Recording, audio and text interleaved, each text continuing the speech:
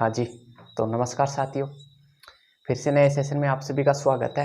साथियों, कल अपनी चर्चा हो गई थी राष्ट्रपति की कार्यपालिका शक्तियाँ। तो आगे की संदर्भ में अगर हम चर्चा करते हैं तो आज चर्चा करेंगे हम राष्ट्रपति की विधायी शक्तियों के बारे में। तो साथियों, देखते हैं राष्ट्रपति की जो विधायी शक्तियाँ हैं उनको। राष्ट्रपति की शक्तियाँ,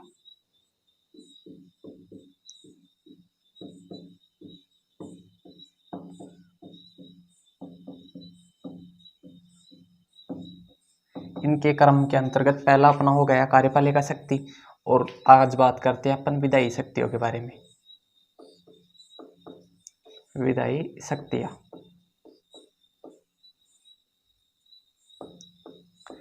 साथियों विधायी शक्तियों के अंतर्गत अपन पहले चर्चा करेंगे अनुच्छेद 79, आर्टिकल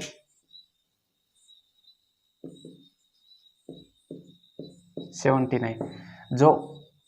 जो आप ये बचपन से पढ़ते आ रहे हो क्या, कि जो संसद है उसका गठन राष्ट्रपति, राज्यसभा एवं लोकसभा से होगा। संसद का गठन, संसद का गठन किस किस से? राष्ट्रपति, राज्यसभा, लोकसभा। राष्ट्रपति, राज्यसभा प्लस लोकसभा। अगर इसी क्रम में आगे की चर्चा करते हैं तो आर्टिकल 80, आर्टिकल 80 के अंतर्गत साथियों अपन ने पहले भी चर्चा की थी क्या, कि राष्ट्रपति के द्वारा राज्यसभा में 12 सदस्य मनोनीत किए जाएंगे। वो साहित्य, विज्ञान, कला एवं समाज सेवा। राज्यसभा में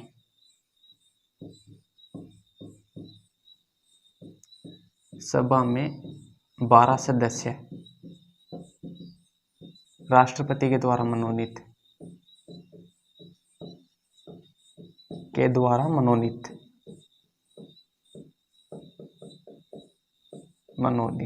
कौन कौन से? साहित्य एक तो, विज्ञान, कला, समाज सेवा। में विशिष्ट कार्य करने वाले, में विशिष्ट कार्य करने वाले, कार्य करने वाले। साथियों ये दो अनुच्छेद हुए। तीसरा बात करते हैं अनुच्छेद 81। तो इसके अंतर्गत साथियों लोकसभा की संरचना, लोकसभा की संरचना।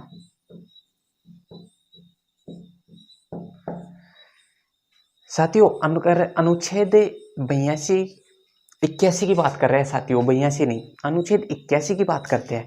तो उसके अंतर्गत लोकसभा की संरचना को दर्शाया गया है। कैसे? कि लोकसभा के अंतर्गत 550 से अधिक सदस्य निर्वाचित नहीं हो सकते। दूसरी बात करते हैं तो यूटीज होती है, जो संघ शासित प्रदेश होते हैं, उनसे 20 से अधिक सदस्य निर्वाचित होकर नहीं आ सकते। ये प्रावधान है, इसकी संरचना के अंतर्गत ये दर्शाया गया है। 550 ये निर्वाचित, जिनमें 20 यूटी से निर्वाचित सदस्य। साथियों अभी तक अपन ने 3 अनुच्छेद देखे हैं राष्ट्रपति की विधायी शक्तियों के बारे में। दोबारा से देखते हैं उनको। पहले चर्चा की अनुच्छेद 79, जिसके अंतर्गत संसद का गठन राष्ट्रपति, राज्यसभा एवं लोकसभा से होगा। दूसरी बात की है अनुच्छेद 80 के बारे में। तो उसके अंतर्गत क्या प्रावधान है कि राष्ट्रपति के द्वारा राज्यसभा में 12 सदस्य मनोनीत किए जाएंगे। वो कौन कौन से? उनकी बात करें साथियों तो वो साहित्य, विज्ञान, कला एवं समाज सेवा में जो विशिष्ट कार्य करने वाले व्यक्ति है उनको मनोनीत किया जाएगा राज्यसभा में। तीसरी चर्चा की अनुच्छेद 81 के बारे में। तो साथियों अनुच्छेद 81 के अंतर्गत अपन ने चर्चा की क्या, कि 81 के अंतर्गत जो अपनी लोकसभा की संरचना को बताया गया है, जिसके अंतर्गत लोकसभा में 550 सदस्य निर्वाचित होंगे, जिनके अंतर्गत 20 सदस्यों से अधिक जो संघ शासित प्रदेश है उनके अंदर से निर्वाचित नहीं हो सकते, 20 ही हो सकते हैं, 20 से अधिक नहीं हो सकते। ये अपनी 3 चर्चा हुई है किसके में, राष्ट्रपति की विधायी शक्तियों के बारे में। अगर साथियों इसी क्रम में अगर आगे बात करते हैं तो आगे बात करेंगे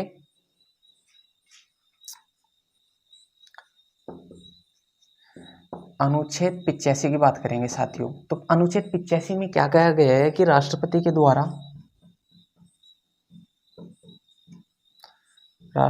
के द्वारा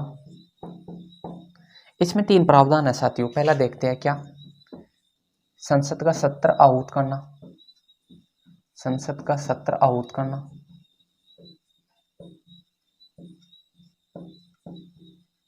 आहूत का मतलब साथियों बुलाना होता है। अगर दूसरी बात करते हैं इसी संदर्भ में तो दूसरी साथियों सत्रावसान करना,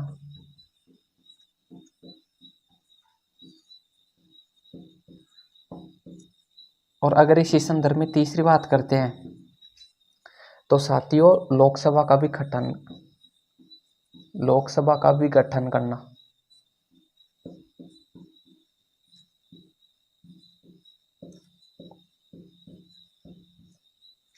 साथियों अनुच्छेद 85 में राष्ट्रपति के कुछ कार्यों को दर्शाया गया है क्या, कि वह संसद का सत्र आहूत करेगा, यानी संसद का सत्र बुलाएगा। पहला तो यह है।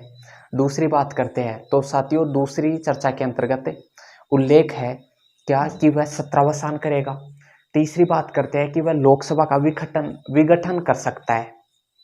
तो एक क्वेश्चन दिमाग में आया होगा कि लोकसभा का विघटन अनुच्छेद 85 के अंतर्गत राष्ट्रपति की शक्ति है, तो राज्यसभा का विघटन, तो साथियों राज्यसभा एक स्थायी सदन है, उसका विघटन नहीं किया जाता।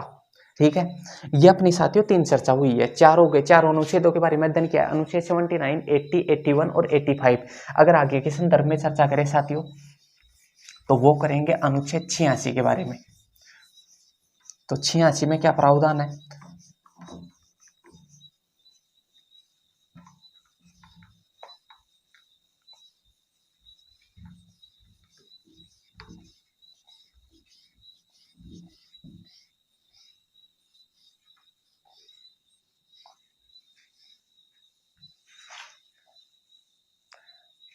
राष्ट्रपति के द्वारा संसद में कौन सा है, अनुच्छेद 86।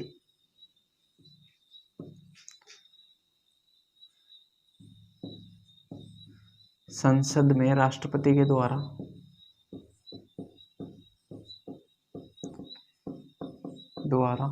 अभिभाषण दिया जाएगा।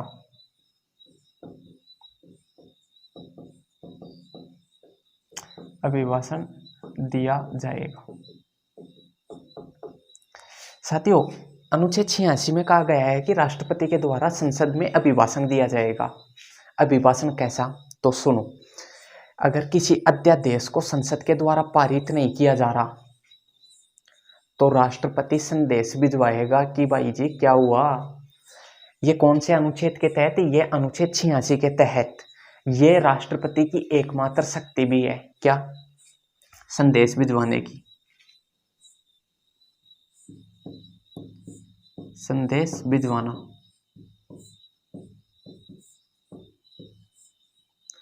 ठीक है, राष्ट्रपति के द्वारा अभिभाषण दिया जाएगा। ये आर्टिकल 86 की बात हो गई। साथियों अगर इसी क्रम में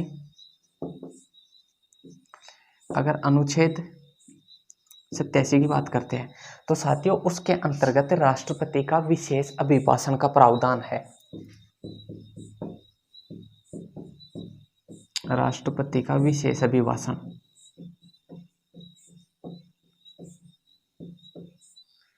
अभिभाषण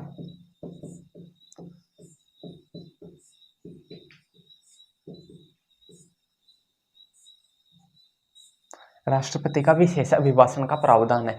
ये साथियों अनुच्छेद 87 के अंतर्गत उल्लेखित है। इसके अंतर्गत क्या कहा गया है कि जो राष्ट्रपति का अभिभाषण है वो किसके द्वारा तैयार किया जाएगा, तो मंत्रिपरिषद के द्वारा अभिभाषण तैयार किया जाएगा। पहली बात तो मंत्रिपरिषद के द्वारा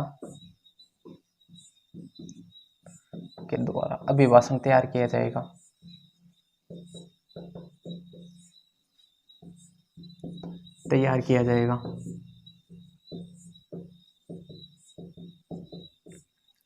कैसे, सुनो।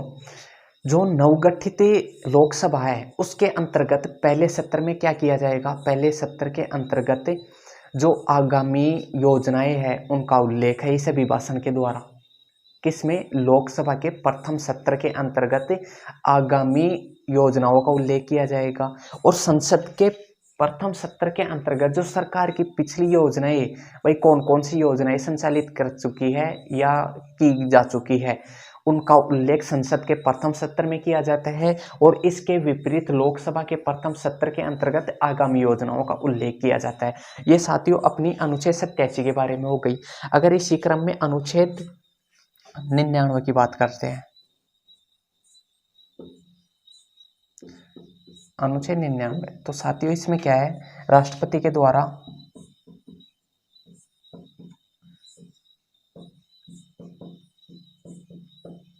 प्रोटेम प्रोटेम स्पीकर की नियुक्ति,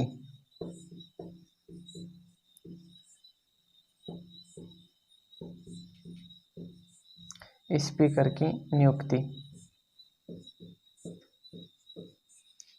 सुनो, पहले तो ये बात कि प्रोटेम स्पीकर होता कौन, क्या है, इसका काम क्या है। तो साथियों प्रोटेम स्पीकर एक नाम मात्र का है। वो कैसे, जैसे अपने राजस्थान विधानसभा की बात करते हैं तो पायलट साहब को 3 साल से क्या दिया गया, डिप्टी सीएम के नाम पर एक झुनझुना थमा दिया गया। अब वो पद भी छीन लिया गया। डिप्टी सीएम का काम क्या होता है, बस नाम मात्र का, हाँ भाई हम उप मुख्यमंत्री हैं। उसी प्रकार से प्रोटेम स्पीकर है, इसका काम क्या है, राष्ट्रपति जो लोकसभा का नवगठित लोकसभा होती है उसके सांसदों को शपथ दिलवाने के लिए वरिष्ठ व्यक्ति को प्रोटेम स्पीकर बनाया जाता है। इसका एक काम तो यह हुआ कि जो नवगठित सांसद है ना, नवनिर्वाचित सांसद, उनको शपथ दिलवाया गया, एक तो प्रोटेम स्पीकर। अनुच्छेद 99 के तहत राष्ट्रपति इसका निर्वाचन करेगा, नियुक्ति करेगा इसकी। दूसरा काम यह है कि जो लोकसभा का अध्यक्ष होगा उसका निर्वाचन इस प्रोटेम स्पीकर की देखरेख में ही होगा। फिर बाद में इसको हटा दिया जाएगा। तो नाम मात्र ये कहने का मतलब है 4 दिन ही राजी रहेगा। ठीक है साथियों, तो इसका उल्लेख अनुच्छेद 99 में किया गया है। ये चर्चा हो गई। साथियों आगे के क्रम में चर्चा करें तो वो करते हैं अनुच्छेद 108 की।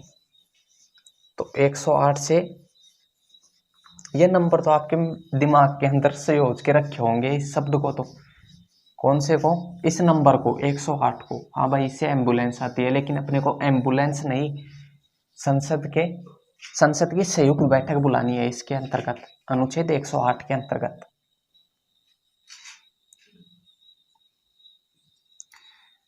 एक 108 संसद की संयुक्त बैठक।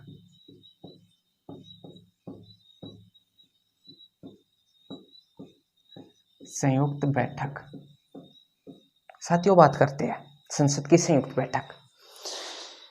देखिए, जब कोई साधारण विधेयक को किसी सदन के अंतर्गत, एक सदन के अंतर्गत पारित कर दिया, संसद के एक सदन में पारित कर दिया, जैसे मान के चलो लोकसभा में पारित कर दिया गया, अब जाएगा किसमें, राज्यसभा में।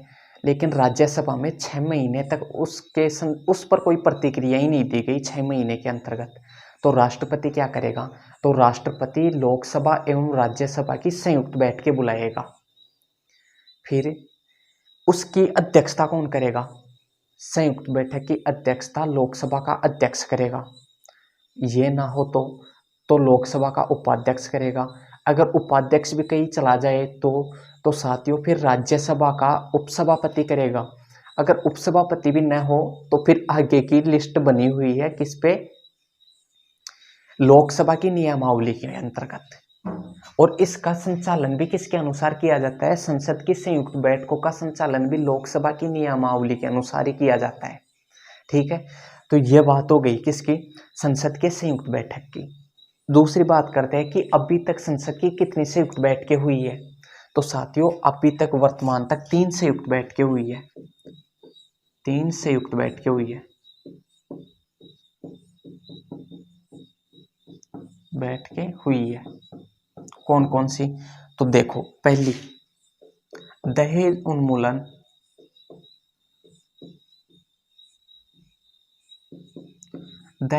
उन्मूलन विधेयक,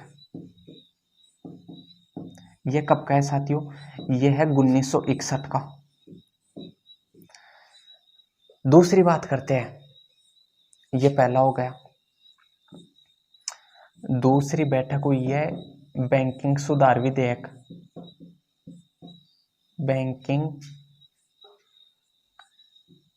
सुधार विधेयक।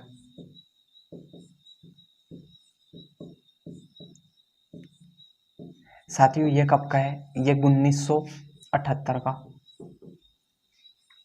अगर तीसरी बात करते हैं तो तीसरा लिखेंगे यहाँ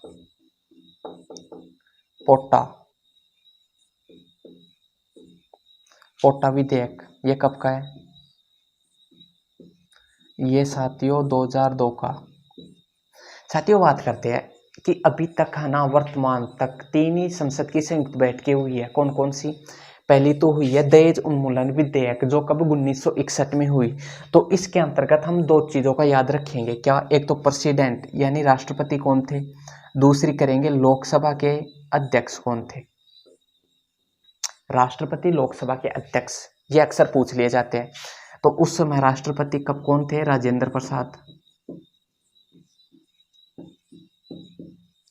लोकसभा के अध्यक्ष तो साथियों ये है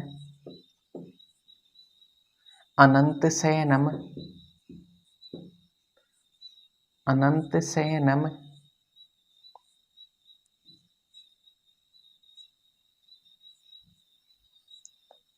अयंगार। साथियों कौन थे? अनंत शयनम अयंगार। तो कौन थे? लोकसभा के अध्यक्ष थे। और अपने राष्ट्रपति की बात करते हैं तो कौन थे? राजेंद्र प्रसाद। कौन सी संसद की संयुक्त बैठक में? प्रथम संयुक्त बैठक। जो किस संदर्भ में की गई? तो वो साथियों दहेज उन्मूलन विधेयक, कब? 1961 में की गई। अगर दूसरी बात करते हैं बैंकिंग सुधार विधेयक, ये कब का है? 1978 का। तो इसमें अपने राष्ट्रपति कौन थे? तो राष्ट्रपति NS रेड्डी। NS रेड्डी तो अपने कौन थे? राष्ट्रपति। और लोकसभा के अध्यक्ष कौन थे? तो उस समय KS हेगड़े। अब ये मत पूछ लेना ये पूजा हेगड़े के कौन लगते थे, ठीक है। ये कौन थे? KS हेगड़े तो कौन थे? लोकसभा के अध्यक्ष थे। और NS रेड्डी कौन थे? ये अपने राष्ट्रपति थे। अब तीसरी बात करते हैं साथियों पोटा विधेयक की। ये 2002 का है। तो अपने राष्ट्रपति कौन थे? राष्ट्रपति तो KR नारायण जी थे, KR नारायण।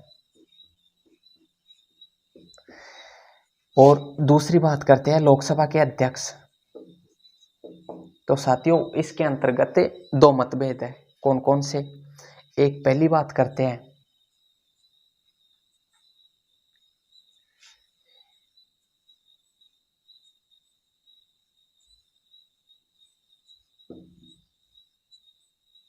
GMC,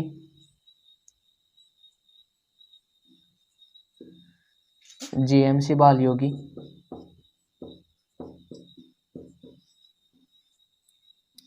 एक मनोहर जोशी।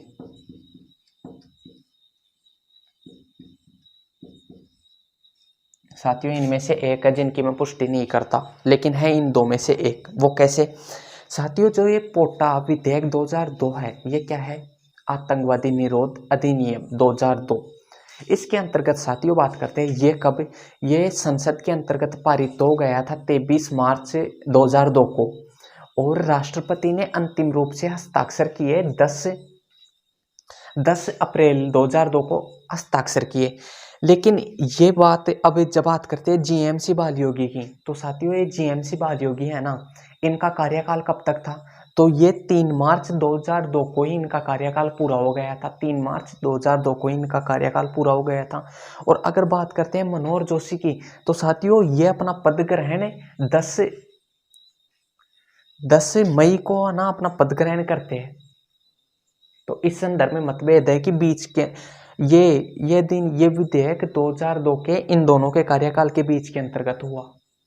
तो इन 2 में से एक है, उस बात की मैं पुष्टि नहीं करता कि इनमें से है कौन सा, ठीक है साथियों। ये चर्चा हो गई अपने 108 की। अगर इसी संदर्भ में अनुच्छेद 111 की बात करेंगे, ये संसद की तीनों बैठकों की चर्चा हो गई है साथियों। संयुक्त बैठकें अभी तक 3 ही की जा चुकी है।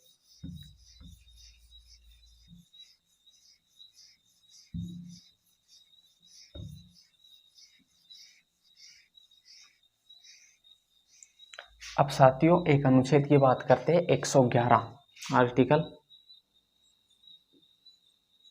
111 की। तो 111 में क्या है कि संसद के द्वारा पारित विधेयक, संसद के द्वारा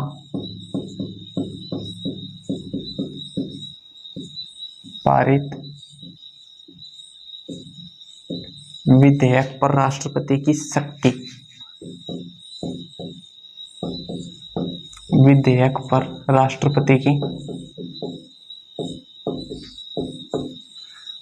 राष्ट्रपति की शक्ति कौन कौन सी है वो देखते हैं साथियों।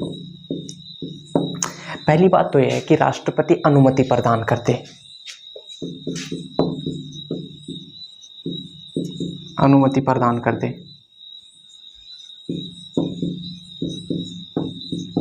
अगर किसी विधेयक पर, अगर कोई विधेयक संसद के द्वारा पारित हो जाता है तो अंतिम रूप से राष्ट्रपति के पास में जाता है। अगर राष्ट्रपति अनुमति प्रदान कर देता है तो वह कानून बन जाता है। ठीक है। दूसरी बात करते हैं तो राष्ट्रपति मना कर दे, मना कर दे या इनकार कर दे, शब्दों पर ध्यान रखा करो। तीसरी बात करते हैं तो इसके अंतर्गत क्या है, पुनर्विचार के लिए लौटा दे, पुनर्विचार के लिए लौटा दे। चौथी बात करते हैं, ना तो अनुमति दे, अनुमति दे और ना ही लौटाए। साथियों अगर कोई संसद के द्वारा कोई विधेयक पारित कर दिया जाता है, फिर राष्ट्रपति के पास में आता है, अगर राष्ट्रपति अनुमति दे देता है तो वह कानून बन जाता है। राष्ट्रपति इनकार कर देता है तो फिर वह कहीं का नहीं रहता। अगर तीसरी बात करता है तो राष्ट्रपति पुनर्विचार के लिए अगर संसद में लौटा देता है और फिर से अगर संसद उसको पारित करके वापस राष्ट्रपति के पास में पहुंचा देती है तो साथियों इस संदर्भ में राष्ट्रपति बाध्य होता है उस पर हस्ताक्षर करने के लिए। किंतु अगर राष्ट्रपति ना ही तो उसे अनुमति देता है और ना ही वापस लौटाता है और अपने पास में रख लेता है, वो शक्ति भी राष्ट्रपति के पास में होती है। साथियों अपने संविधान में ये उल्लेख नहीं किया गया है कि राष्ट्रपति किसी विधेयक को अपने पास में कब तक रख सकता है। ठीक है। इसी संदर्भ में राष्ट्रपति की वीटो की शक्तियां भी देखते हैं। तो साथियों राष्ट्रपति के पास में 3 वीटो होते हैं, कौन कौन से। पहला बात करें तो निरपेक्ष, निरपेक्ष वीटो। अगर दूसरा बात करते हैं तो विलंबनकारी, विलंबनकारी वीटो। साथियों अगर तीसरी बात करते हैं तो कौन सा है, जेबी वीटो। अगर इसका इंग्लिश वर्जन बताऊं तो पॉकेट वीटो। इसको आप पहचान गए होगे पॉकेट वीटो क्या होता है। साथियों निरपेक्ष वीटो, निरपेक्ष वीटो में क्या है कि जैसे कोई भी निजी विधेयक, राष्ट्रपति के संदर्भ में तो निजी विधेयक, और अगर राज्यपाल के संदर्भ में अनुच्छेद 200 का उल्लेख देखें तो उसके अंतर्गत अगर किसी विधेयक को राज्यपाल राष्ट्रपति की अनुमति के लिए अपने पास में रख लेता है, इसका कहने का मतलब लास्ट का मोरल यही निकलता है कि राष्ट्रपति अनुमति नहीं दिया, तो वो तो कौन सा हुआ, निरपेक्ष वीटो हुआ। ठीक है साथियों। तो इसके अंतर्गत कोई मामला आया है क्या, तो साथियों जब राजेंद्र प्रसाद वो थे राष्ट्रपति थे तब 1956 में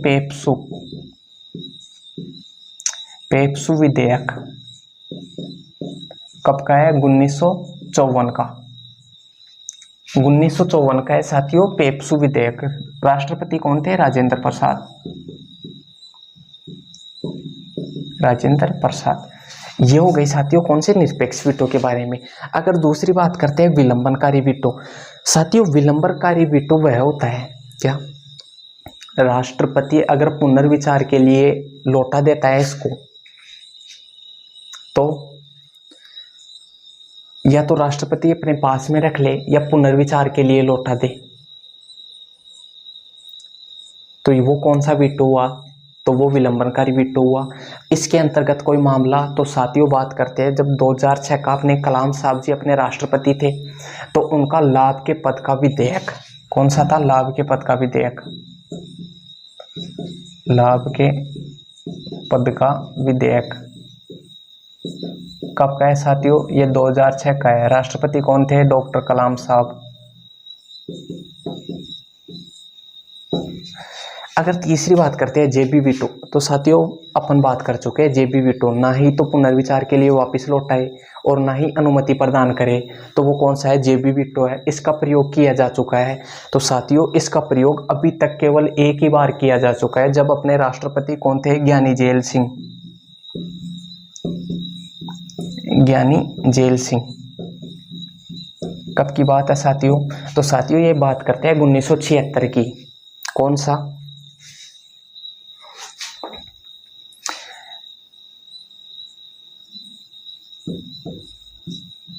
डाक संशोधन विधेयक।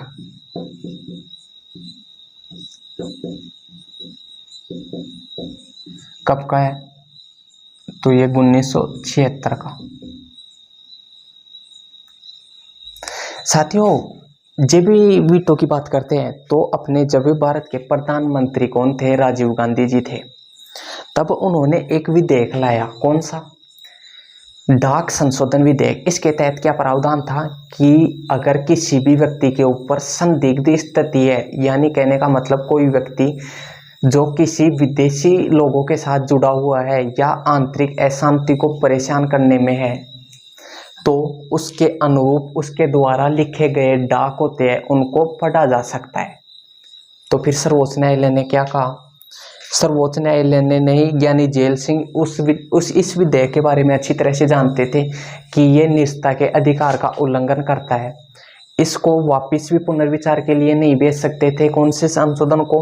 डाक संशोधन को, क्योंकि उस समय राजीव गांधी जी के पास में प्रचंड बहुमत था। राजीव गांधी इस विधेयक को 24 घंटों के अंतर्गत वापस भिजवा सकते थे राष्ट्रपति के पास में। तो राष्ट्रपति इस चीज को जानते थे, तो इसी कारण ना ही तो उन्होंने अनुमति दी और ना ही उन्हें पुनर्विचार के लिए भेजा। पुनर्विचार के लिए भेजते तो वापस अगर राष्ट्रपति के पास में आ जाता तो और ज्ञानी जेल सिंह जी को बाध्य होना पड़ता उसके ऊपर हस्ताक्षर करने के लिए। तो यही कारण था इसके अंतर्गत जो ज्ञानी जेल सिंह ने जेबी वीटो का क्या किया? प्रयोग किया। अगर साथियों आगे के संदर्भ में अगर चर्चा करते हैं किसमें? विधायी शक्तियों की लास्ट अनुच्छेद के बारे में चर्चा करें तो वो है अनुच्छेद 123, जिसमें राष्ट्रपति के अध्यादेश के बारे में उल्लेख किया गया है।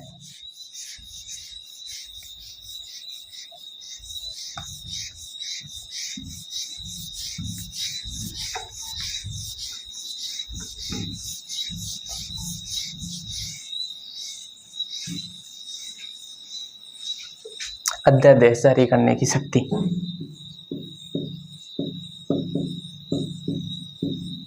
अध्यादेश जारी करने की शक्ति।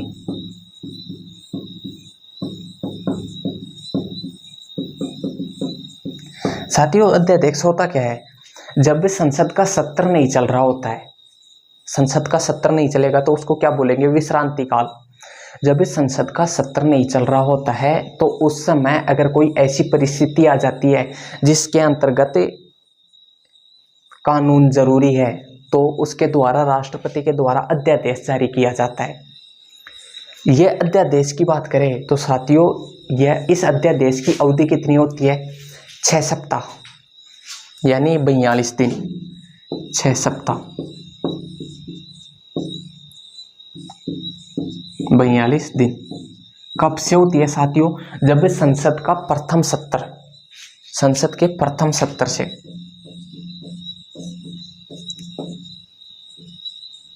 प्रथम सत्र से 6 सप्ताह। दूसरी बात करते हैं कि साथियों संसद के 2 सत्रों के मध्य कितने दिनों का अंतराल से अधिक नहीं होना चाहिए? तो वो साथियों 6 माह। 2 सत्रों की अवधि, 2 सत्रों के मध्य अंतराल, तो वो कितने दिनों का? तो साथियों वो हुआ 6 माह का। तो अगर वैचारिक रूप में बात करते हैं तो जो ये अध्यादेश है तो अध्यादेश की अवधि कितनी होती है साथियों? तो वो 6 माह प्लस 6 सप्ताह। ये तो हो गई साथियों वैचारिक रूप से अध्यादेश।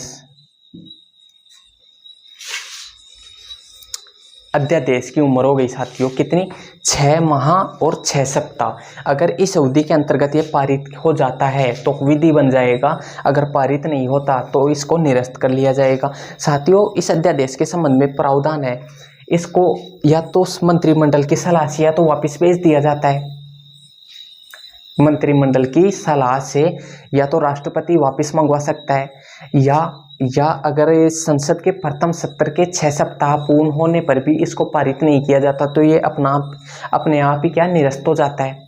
अगर साथियों तीसरी बात करते हैं तो तीसरी बात या तो संसद इसको इनकार कर दे। दूसरी बात करते हैं कि राष्ट्रपति के द्वारा एक ही विषय पर एक से अधिक बार अध्यादेश जारी करने का अधिकार है, लेकिन साथियों एक वाद है, कौन सा, डीसी वाद